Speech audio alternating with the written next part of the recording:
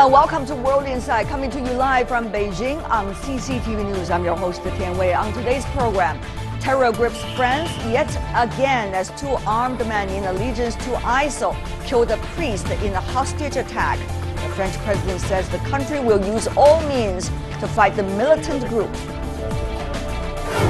The Democratic National Convention is underway inside the United States, and former Secretary of State Hillary Clinton is about to clinch the party nomination for presidency. But can she unite this party in disarray? And in an exclusive interview with political philosopher Michael Sandel, we discussed the rise of populism and the social inequalities that plague today's world. Are there any viable solutions to these problems? Let's begin with French President François Hollande, who suggests the Islamic State militant group is behind an attack on a church that left 84-year-old priest dead today. Fighting against terrorism. French President Hollande told reporters that the country would fight against the extremist group using all means. He also urged the French people to create a solid bloc that no one can split. Je suis venu avec le ministre de l'Intérieur exprimer la solidarité de toute la nation. We are facing one of the biggest challenges because the threat is very high. It remains very high even after everything we have lived through in the last few days and years. We are facing a group, ISIL, who have declared war. And we must lead this war with all our means while respecting the law. That's what makes us a democracy. Hollande expressed support for all the Catholics in France, but said the attack targets all Frenchmen. Two attackers invaded a church near the Normandy city of Rouen on Tuesday during morning mass. ISIL's Amaq news agency said two Islamic State soldiers had carried out the church attack. And for some analysis on the attack in France today, we are joined in our Beijing studio Rick Duncan, co-director of the Global Business Journalism Program, Tsinghua University, a very seasoned American journalist with us. Rick, the most important thing, I guess, from this attack is it is an attack against a church. Right. And one priest was eventually dead as a result.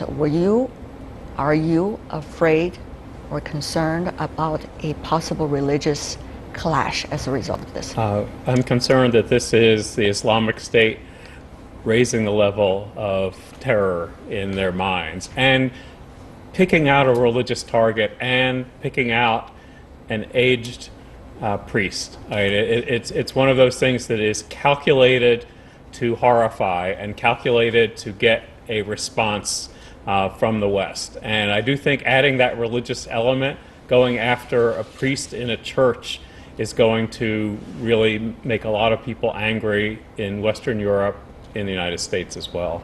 We've seen and heard so much news over the past 1 week. France, Germany, some of the other places inside Europe. One terrorist attack after another, or one incident after another.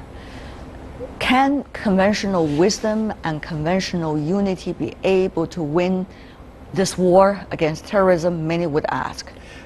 I don't think that's possible. I think we have to put ourselves back in time to the Second World War, where you had atrocities happening all the time, and people just have to be on war footing. It's different. The world is really different than it was several years ago, and I think we have to be used to the fact that every day there's possibility of a terror attack by these radical Islamists. So we have to get used to it. Right, and I mean the governments can act strong in response, but especially in Europe, intelligence only goes so far because there's so many people who either came in that wave of Syrian refugees, or in France in particular, are the descendants of people who had lived in Algeria.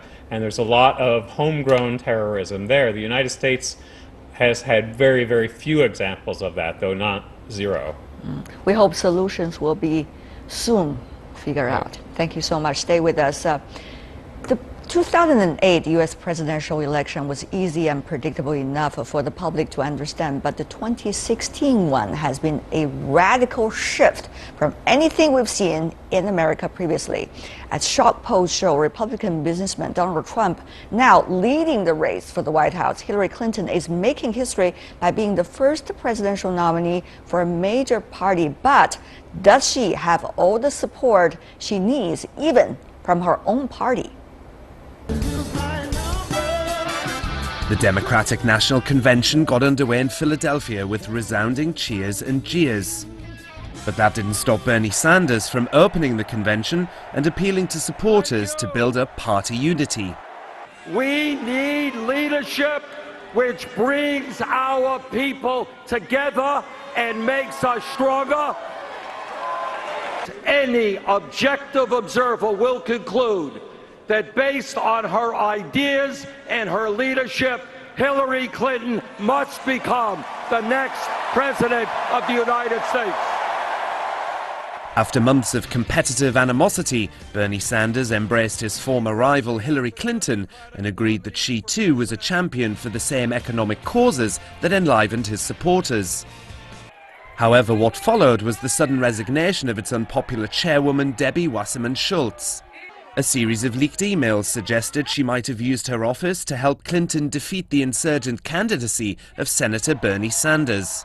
Now with proof, Bernie Sanders supporters have different ideas on who should run the country. I don't think that Hillary is a strong supporter of racial justice, economic justice, or world peace, and so I'm not going to fall in line and vote for her.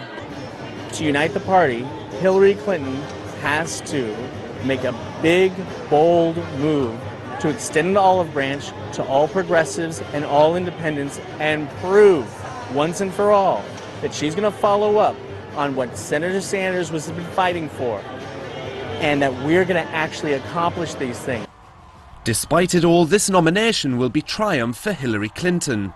This week, the former Secretary of State will become the first woman in a major political party nominated for the President of the United States. If you want somebody who will scapegoat other people, peddle fear and smear, I'm not your candidate. I'm interested in bringing everybody together, rolling up our sleeves and getting to work to solve our problems. With Republicans gloating after their own difficult convention and Sanders supporters claiming proof of the party's dirty dealings, senior Democratic officials now face the difficult task of rallying their party as Clinton makes the race to the White House. And for more discussion on the really big news of the day, 2016 U.S. presidential election and the Democratic National Convention, I'm joined here in the Beijing studio once again by Rick Denham, a co-director of the Global Business Journalism at Tsinghua University. And also we are having in Philadelphia, where the convention is taking place, Laura Schwartz from the Democratic National Convention arena. She's a political commentator who worked at the White House during the ex-president Bill Clinton's term. Also in Philadelphia, we are having Mr. Brandon Andrews, a former U.S. Senate staff and also a director of Impact, a nonprofit organization that develops political skills for young leaders. By the way, he is more Republican than the other panelists. Let me start by asking you, Ms. Schwartz, what happened today? I mean, on Monday, there seemed to be only two key words. One is anger, the other is division. We're seeing a very not united Democratic Party. Well, day one definitely had its troubles leading out of the leaked emails by the Russians with the DNC, but I really don't think we're going to see that go on throughout the week. There will be protests throughout Philadelphia, and there were boos last night and there were hisses, but when Michelle Obama got out on that stage and talked about unity, which last night was about, well, those boos subsided, and she said, when the others go low, we go high, and I think that's what you'll see the rest of this week. But no doubt, it's been a tough first day, but Bernie Sanders said he proudly supports Hillary Clinton. All right. Well, let's go to you, Mr. Andrews. I'm sure from a Republican perspective, there's different opinions. Yeah, the question is, what assurances will Bernie Sanders supporters have that Hillary Clinton will follow through on these on these demands that they've had. Bernie Sanders had significant platform changes and platform demands that he wanted. He didn't get most of that. There's certainly other policy changes that were wanted, and Sanders supporters wanted a process that was not biased, and they didn't get that. And so the question going forward for Hillary Clinton this week is going to be, how can you guarantee to these Bernie Sanders supporters that they're actually going to get what they've expected? And I think it's fairly reasonable to expect a process that's without bias, and that's not what they got with Debbie Wasserman Schultz's leadership at the DNC. All right, Mr. Dunham, here in Beijing, of course, a seasoned journalist, you witnessed elections 30 years. Talk about the election this time, particularly with Democratic Party. Two things. One is progressives vis-a-vis establishment rupture that we have seen. Right. The other thing is cheating within the National Democratic Convention with the email scandal. Can you comment on both of this? Okay, first, in terms of the rupture, I wouldn't quite call it a rupture yet, but there is a division between the socialist democratic left and the sort of mainstream establishment liberals to moderates in the Democratic Party. I would call it the working class Democrats and the pro-business Democrats, sort of the Bill Clinton wing of the party, and almost the Barack Obama wing of the party. If you go back to 2008, when you had Barack Obama and Hillary Clinton, but you have an ideological gap there, and a generational gap too. Even though Bernie Sanders is older than Hillary Clinton, a lot of younger voters have a problem. Now, in terms of the Democratic National Committee, I think the convention. There's no question the convention is going to be fair. The chair of the Democratic National Committee, soon to be former chair Debbie Wasserman Schultz, clearly was biased. And I think almost universally now is criticized by Democrats, whether they support Hillary Clinton or supported Bernie Sanders, for basically more being inept and hurting the party than actually anything else. That's very true. Even Howard Dean, the former president of the Democratic National Convention, said, this time you really screw things up. He said this on his social media site. Ms. Schwartz, what about that? How much will the latest scandal involving the emails, further divide the party, not to mention what Bernie Sanders and his campaign has already done to the party? That's a good question. Number one, on the Debbie Wasserman Schultz, really dismissal as the DNC chair. It was dealt with swiftly, and I think that's what the Democrats wanted to do to set them apart from the RNC and the Republicans. Secondly, I don't think, there was no voter suppression. Bernie Sanders still got 13 million votes, but Hillary Clinton still received more votes. And on that platform that Brendan mentioned, the $15 minimum wage that Bernie Sanders supporters wanted is in. The free college tuition is in. So this is the most progressive Democratic agenda of any platform seen in history. So much of it has been adopted. But to the good point made in your studio, do these Bernie or bust minority of his supporters really get that? I don't know. All right, let's take a look at some of the polls. Of course, we cannot trust the poll 100%, but sometimes it does provide certain kinds of information about the latest development. For the first time, with the poll on Tuesday, Republican presidential nominee Donald Trump is leading the race. CNN's poll shows Trump ahead of Hillary Clinton in the race for the White House now, after the Republican National Convention, topping her 48% in a two-way head-to-head matchup. Ms. Schwartz, may I come back to you once again? So this is providing so much ammunition for the Trump campaign against Hillary. I understand also on Tuesday night, after Bill Clinton's speech, there's likely to be a roll call on the floor from the National Democratic Convention. Does Ms. Clinton, Secretary Clinton, has any risk of not getting enough votes this time, even within the party?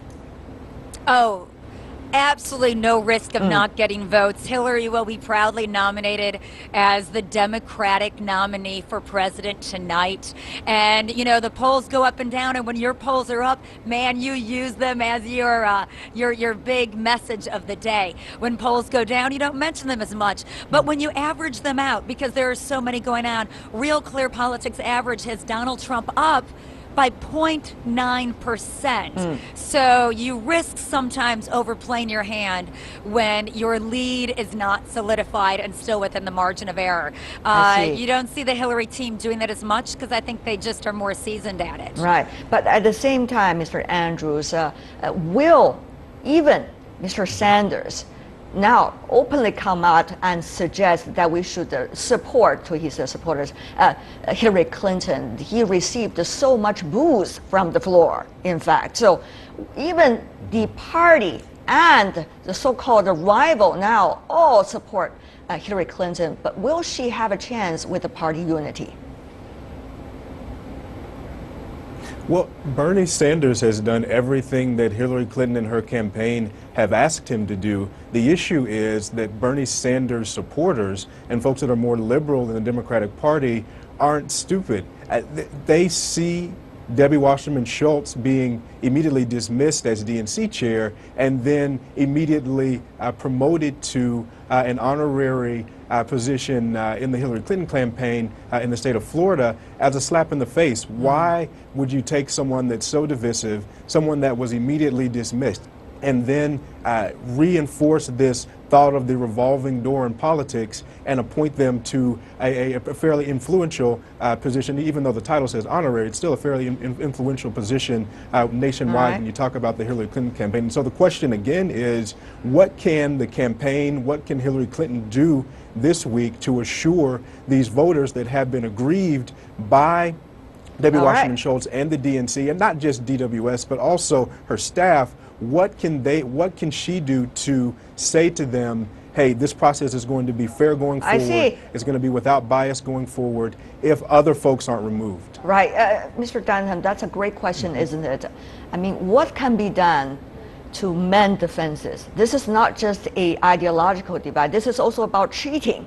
This is also about plots against Mr. Sanders during the primary by the DNC. So how much can be done to really win back the confidence and support? Well, I think this is more of an ideological divide, and I think the way Hillary Clinton wins back that support is by embracing the Bernie Sanders agenda. The problem is that this week she's having to veer to the left when she had originally planned to veer to the center. Michael Bloomberg, the business leader, former New York mayor, is coming to speak. She wanted to appeal to voters in the center, independents, and now she's having to protect her left flank. That's the problem. She is losing some opportunity to appeal to moderate voters, independent voters, and Republican voters because she's having to pivot left this week to make sure that she gets as many of those Bernie Sanders supporters as she can under the circumstances. Two questions. It's not just about strategies, it's also about the visions. What kind of visions is the Democratic National Convention in a way project to people? One is about women or not.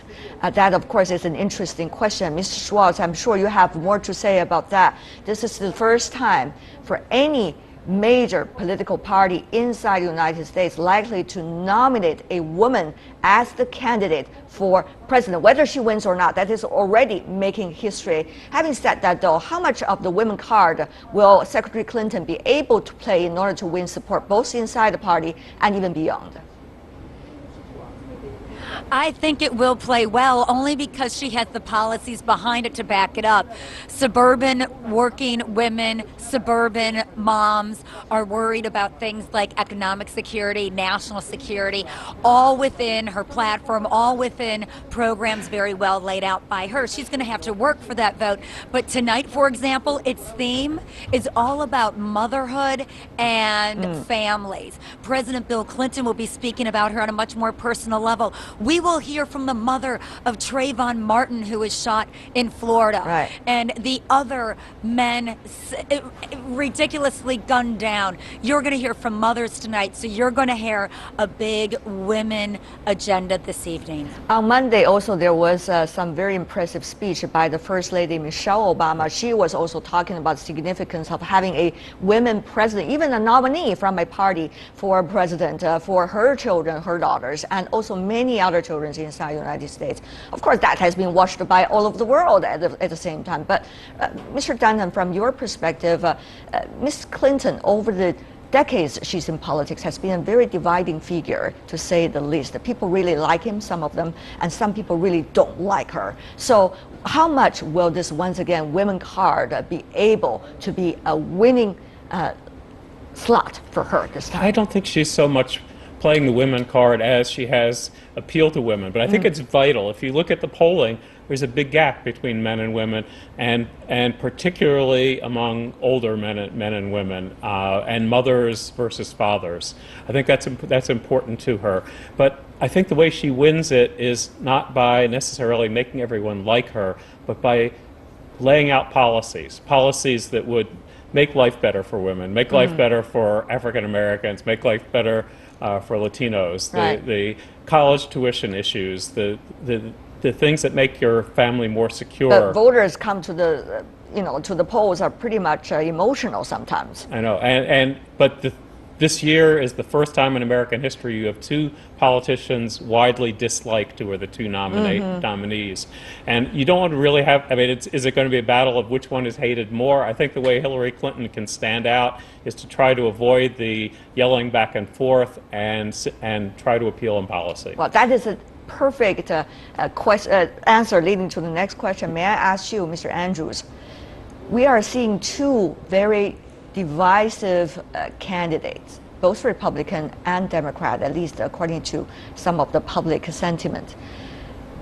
It's very interesting this time that you see one candidate is not likely to be the alternative to the other from both parties.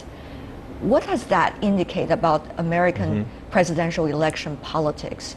And even after whoever is coming into the White House, will that divide inside your country politically be able to be mended? Well, it means that our primary system has made the country a bit more polarized. But if you look at the last election in 2012 between Barack Obama and Mitt Romney, the election results were 51% for President Obama and 48% in terms of the popular vote for Mitt Romney. So the election results were still close. We still had the peaceful transition of power, which I fully expect us to have in January 2017, whether it's Donald Trump that's elected or whether it's Hillary Clinton that's elected. And then it's going to be up to the new president to recognize the divisions that are in our nation, to try to speak to those divisions during the campaign, but then also to put policies in place that definitely bring people together. And when you talk about some of those policies that should be in place, Laura, just a second ago you mentioned that the economy and that security are important to suburban moms, and Donald Trump, in terms of trustworthiness around the issues of the economy and terrorism, is still leading Hillary Clinton. And so I think there's going to be the peaceful transition of power. We're going to go forward, but it's going to be up to the candidate. Having said that, though, last question for you, Ms. Schwartz. We've seen once and again terrorist attacks inside the European cities.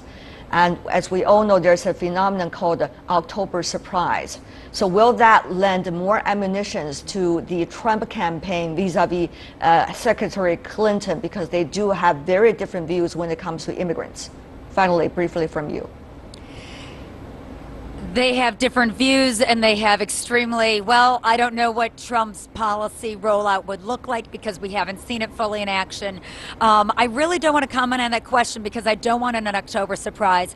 Today's events in Normandy were tragic, and I think we just need to look towards optimism and getting through this campaign, unifying both parties, because what you see behind me is the best exercise of American democracy, whether it's the Republican National Convention, the Democratic National Convention, the Green Party Convention. This is what it's about, democracy. We hope that democracy will really bring some wonderful results that would likely to solve many of the problems we are facing today. Thank you so much for the three of you, Rick Dunham, Laura Schwartz, and Brandon Andrews. Really appreciate it. Thank you for being with us. Stay with us here on World Inside. We got our final segment coming right up. Political philosopher Michael Sandel and I sit down to talk about the widening wealth gap and social inequalities in the world. Is it reasonable and possible for the wealth of the 1% to be evened out? You're watching World Inside on CCTV News. I'm Tian Wei. There will be no end to the troubles of states or of humanity itself, till philosophers become kings in this world, or till those we now call kings and rulers really and truly become philosophers. That was said 2,500 years ago by Plato, arguably one of the most famous philosophers in human history. He might be exaggerating his trade, but at times when there are dramatic changes in life, people do have the tendency of doing more soul searching for reasoning and logic in hope of looking for ways to move forward again. And that is also why the opportunity for an exclusive interview with Michael Sandel is of great interest to a journalist like me. Michael Sandel is a professor from Harvard University and was nicknamed as one of the most relevant philosophers of the day. During my interview with Michael Sandel, he commented on some of the most recent phenomena, from rising populism, political elections, to immigration debates in Europe and the future of global innovation. Before we delve into the interview with Professor Sandel, first, an introduction. What's the right thing to do?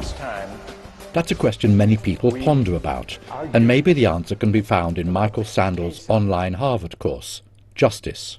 His video seminars created a buzz around the world, including China, winning him a legion of admirers. Having taught his famous Justice course at Harvard to over 15,000 students across 2 decades, Michael Sandel has become one of the most relevant political philosophers today. His big focus has always been about encouraging the public to think and ask about the hard moral dilemmas in everyday life. First of all, Professor Sandel, the rise of populism around the world. I think it reflects anxiety and anger and frustration with the existing terms of public discourse.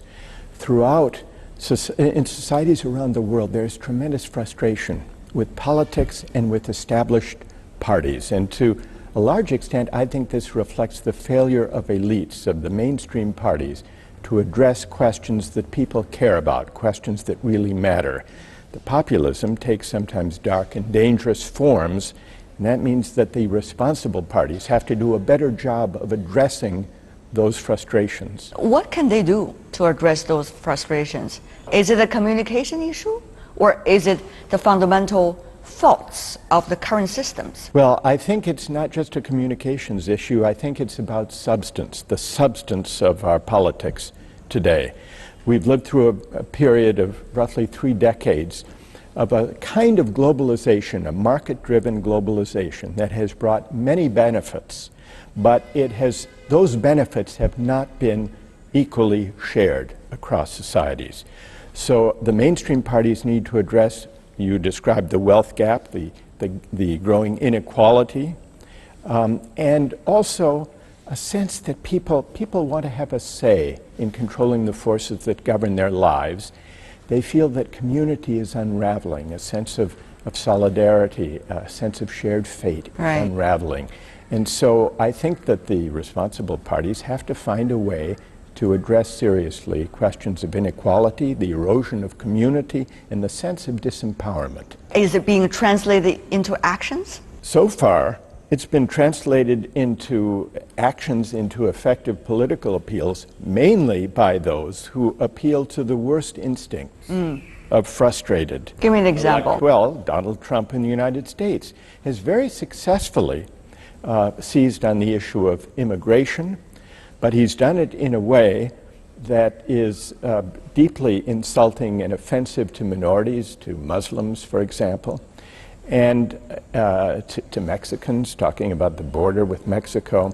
Immigration is one of the most volatile questions we face in countries around the world, and it easily lends itself to dangerous and intolerant views, putting up walls to keep people out and vilifying minorities. I think the energy behind Brexit in the UK, leaving Europe, also, a lot of that was about immigration. I think the issue of immigration stands for a larger set of worries. It isn't only about immigrants, because many of the voters who seem to respond to that issue live in places where there are actually very few immigrants. I think it stands for a sense that people feel they're less and less in control of the forces that govern their lives.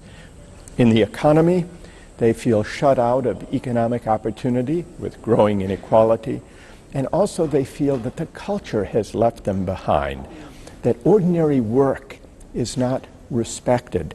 So I think part of a more responsible politics has to include not only the concern with inequality, but also a renewed respect for work and the meaning of work. There has been such a financialization Yes. of our economy, Yes. and therefore the way people work, the kind of people being respected, Yes.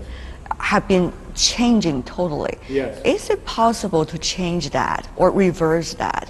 No, not going back to the old days, except I do think it's you mentioned financial, the rewards that go to those at the top. Increasingly those are those in the financial sphere. The financial and professional class have reaped by far the greatest proportion of the benefits of globalization, of market-driven globalization.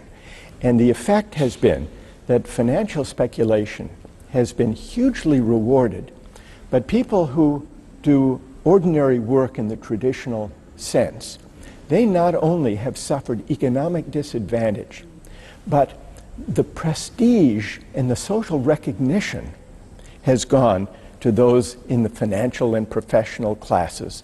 And so people in working classes rightly feel that their work, their contributions are not respected. And I think that's what we have to take seriously and think about and address in a meaningful way. What then, Professor? Well, what forms of work do? Now, the implicit answer that we've been giving to that question during the age, the market triumphalist past 3 decades of a kind of neoliberal market-driven globalization, the implicit answer is financial speculation and the professional classes make the greatest contribution to the common good because their work seems to contribute most to GDP.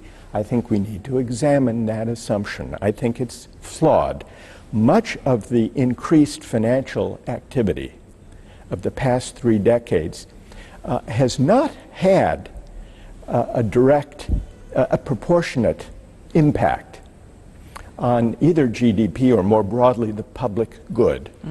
Whereas we have disparaged and failed to respect the contributions to the common good of teachers, of people who make things, and people who contribute to the economy in other ways, who contribute to health, to education, and to the making of things that are important to the good life. After the financialization of our economy, you're having the innovationalization in a way of our economy. At least entrepreneurship, innovative figures, they are being respected the most. It's true. Someone like Steve Jobs, who creates useful things that people feel improves their lives, that's a very tangible kind of contribution. So entrepreneurship and innovation do contribute very importantly to the things that make for a good life. But much of the financial speculation is not enabling investment in the real economy. So that's one question. But there's a broader question. Take some of our greatest sports stars and celebrities who make tens of millions of dollars and compare their rewards to the way we reward teaching, for example, or being a nurse contributing to people's education or health. Is the contribution of a sports star really 1,000 times greater to the common good than that of a school teacher or of a nurse? This is the kind of question that I put, or a banker. Compare what a banker on Wall Street makes compared to what a school teacher or a nurse makes. Now, you may say these are just abstract philosophical questions, but I think they raise fundamental questions about justice, about equality and inequality, and about the meaning of a contribution to the common good that we need to debate. In 2008, the financial world collapsed, and with that came an even wider wealth gap. Earlier this year, a report by Oxfam revealed that the 62 wealthiest people in the world own as much as the poorest half of the world's population. It's a troubling issue, and governments around the world have pursued poverty relief efforts in a bid to close the gap. European countries, known for their extensive welfare policies, might be an example for the rest to follow. For example, Denmark has free national health care and education for everyone.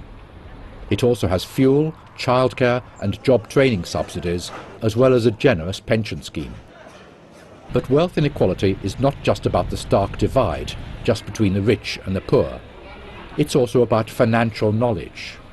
And so the question is this: can money be used to solve the wealth gap and other social problems, or is it only a shallow criterion to measure man's social status? What shall we change? Shall we change the proportion between social recognition and financial rewards, or shall we change the fundamental perception? Well, I think we need to work on both. So, for example, we hear there are many debates today about whether to establish a living wage for people who do work that is not generously rewarded by the economy. Should there be a living wage beyond a minimum wage, a bare subsistence wage? The living wage is partly about economics, but it's also about social recognition. So I think we need to have these two debates together. What should be the financial and economic rewards? What is worthy, what contributions are worthy of social recognition? And those debates have to go together. It also connects to the contributions people make in their role within families, raising children. Now there, traditionally, is perhaps the greatest gap between financial reward and social recognition. Especially for women. Yes, but the debates about paid family leave, for example, or support for childcare for women who are in the workforce, are these debates about economic rewards or social recognition? They're about both. Right. And so I think... And we can do both, you think? I think so. We're capable of doing both? Well, we have to try. We have to try to do a better job of doing both. Here's why. Because what's happened when we've allowed markets and market values to define the value of social contributions, the gap between the true underlying value and the financial reward, that gap has grown greater and greater. In Europe, many of the economies are suffering a lot because of the overwhelming welfare system the EU has earlier promised its citizens. Countries follow suit. That's why they joined the EU, many of them. But now it seems that it could not work because nobody knows where the money comes from. So are we talking about, when you are saying we should work on both fronts, are we talking about the overwhelming social burdens or financial burdens for social justice?